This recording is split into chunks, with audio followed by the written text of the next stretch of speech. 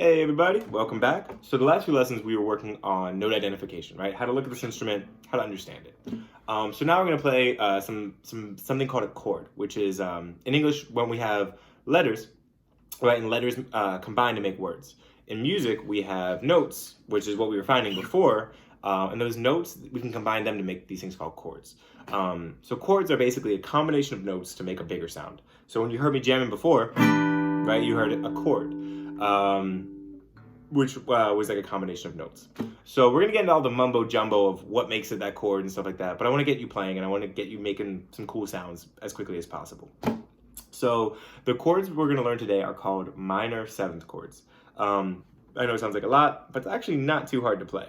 Now most lessons, you learn these kind of chords first. I think that, we're not gonna really go into that. We're gonna go into minor sevenths and major sevenths first.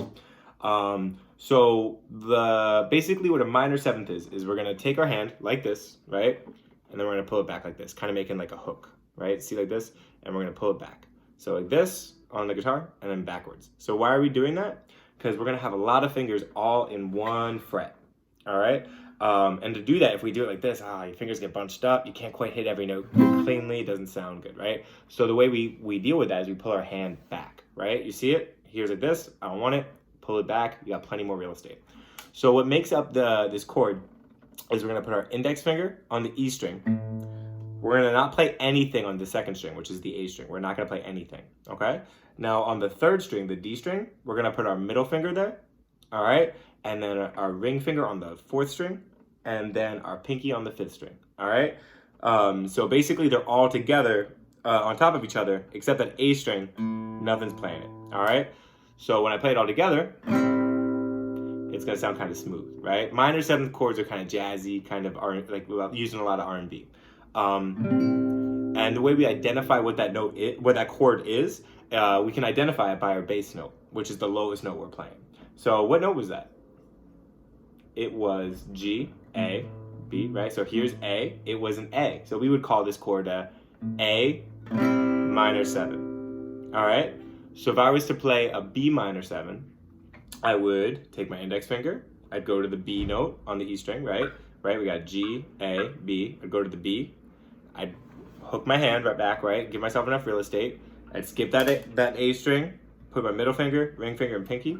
If you guys can see, might be a little more helpful, right? 1, 2, right, I'm skipping, see? And then this underneath, and then the pinky underneath, all right? And then I'm on the B, right? So I said B minor 7, make that minor chord form.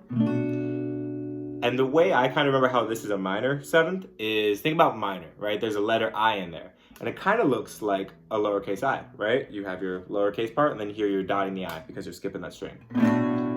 All right, so what we just did, we did our A minor, we're gonna do a quick progression of A minor 7 to B minor 7. So we're gonna go 2, 3, 4, 2, 3, 4, and then back. 2, 3, 4.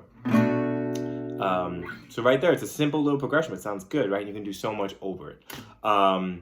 So what if it doesn't sound good when you go to play it? It's okay, it's normal. It might not sound good for a number of reasons. One, you're not pressing down hard enough.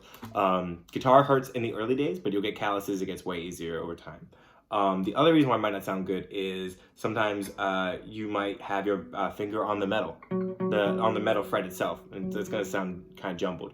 Another reason is you might be kind of not fully pressing down. That's the main one for these minor sevenths. Or you're on the metal, right? See, on the fret right there, doesn't sound good. I tuck it in, make sure everything's in the fret and pressing down hard. Sounds nice and smooth. Watch, I'm not pressing down hard enough. Right? So my fingers aren't on the right fret, right? It might sound kind of junky. So make sure every finger's in the one fret, not on the metal, but close to, but not on it, right? And I'm pressing down hard.